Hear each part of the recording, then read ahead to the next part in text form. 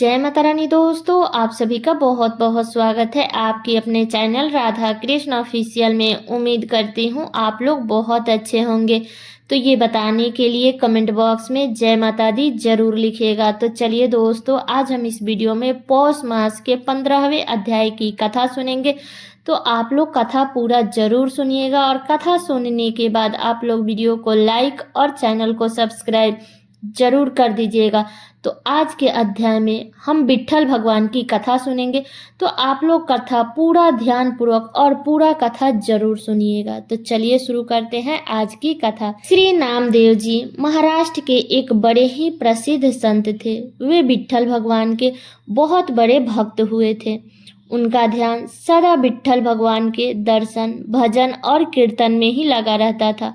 सांसारिक कार्य में उनका जरा भी मन नहीं लगता था। वे एकादशी व्रत के प्रति पूर्ण निष्ठावान थे। वे उस दिन जल भी नहीं पीते थे। एकादशी की संपूर्ण रात्रि को हरि नाम संकीर्तन करते थे।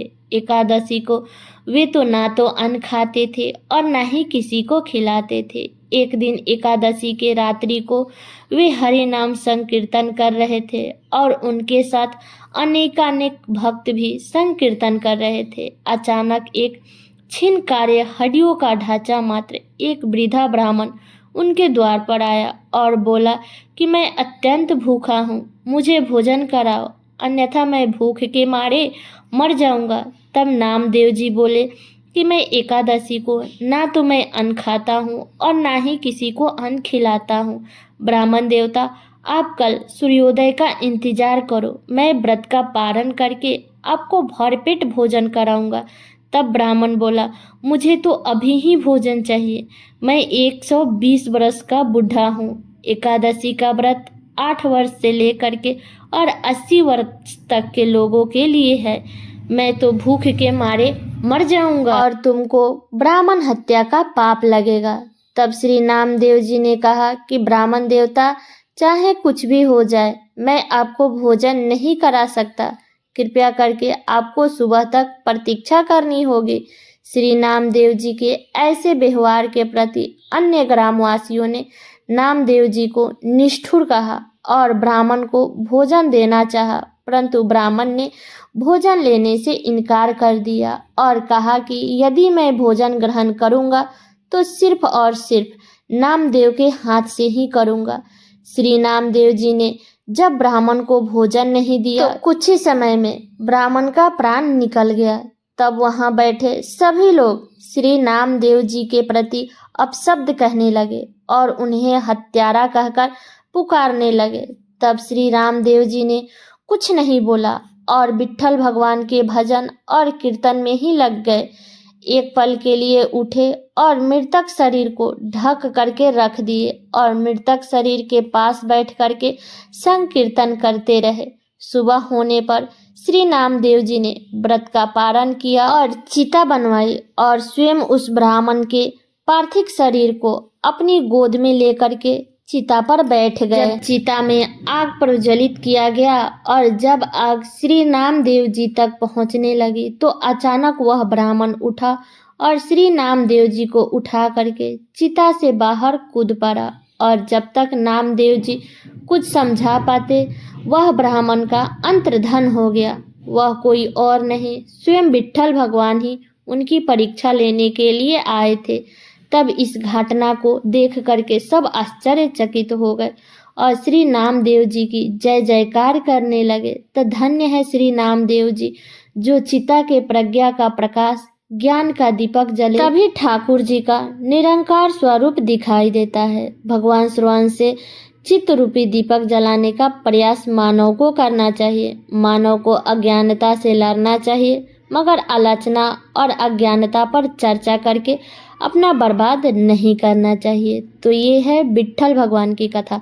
अब चलिए अगली कथा सुनते हैं। एक बार एक नवयुवक किसी संत के पास पहुंचा और बोला कि महात्मा जी, मैं अपनी जिंदगी से बहुत परेशान हूँ, कृपया करके इस परेशानी से निकलने का उपाय बताइए। तब संत जी बोले कि एक गिलास में पानी लाओ और उस पानी में एक मुट्ठी नमक डालो और उसे पियो। तब युवक ने पी लिया। तब संत जी ने पूछा कि इसका स्वाद कैसा लगा। तब युवक ने थूकते हुए कहा, बहुत ही खराब, एकदम खारा पानी है। तब संत जी मुस्कुराते हुए बोले कि एक बार फिर अपने हाथ में एक मुट्ठी नमक ले लो और मेरे पीछे पीछे आओ।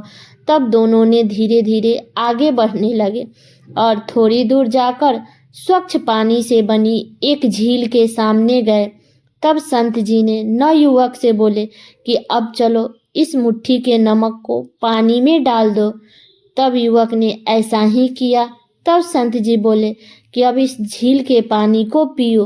तब युवक ने पानी पिया। तब संत जी फिर पूछे कि बताओ ये इसका स्वाद कैसा है, क्या अभी भी तुम्हें ये पानी खारा लग रहा है। तब नवयुवक ने कहा, नहीं तो मीठा है, बहुत ही अच्छा है। तब संत जी नवयुवक के बगल में बैठ गए और उसका हाथ थामते हुए बोले कि जीवन के दुख बिल्कुल नमक की तरह है, न इससे कम है न इससे ज्यादा। जीवन में दुख की मात्रा वही रहती है, बिल्कुल वही, लेकिन हम कितना दुख का स्वाद लेते हैं ये हम पर निर्भर करता है कि हम उसे किस पात्र में डाल रहे हैं। इसलिए जब तुम दुखी हो तो सिर्फ इतना कर सकते हो कि खुद को बड़ा कर लो, गलास मत बने रहो, झील बन जाओ। जन्म लिया है तो सिर्फ सांसें मत लीजिए, जीने का शौक भी रखिए। तो ये है दूसरी कथा। तो ये कथा मेरा यहीं तक का था। कैसा लगा ये कथा आप लोग कमेंट करके ज़रूर बताइएगा। चैनल पे नए हैं तो सब्सक्राइब कर लीजिएगा, बेल आइकन को प्रेस कर दीजिएगा, जिससे मेरे वीडियो का नए नोटिफिकेशन आप सभी के पास में सबसे पहले पहुंचे। और वीडियो को लाइक कर दीजिएगा, क्योंकि आपके एक लाइक से मुझे बहुत ही मोटिवेशन, हिम्मत और प्रेरणा मिलती है। इसलिए वीडियो को लाइक तो ज़रूर ही कर दीजिएगा और वीडियो को शेयर कर दीजिएगा ताकि हर कोई कथा को सुन सके। तो चलिए दोस्तों, मिलती हूँ अगले वीडियो में किसी नए वीडियो के साथ में। तब तक के लिए नमस्कार।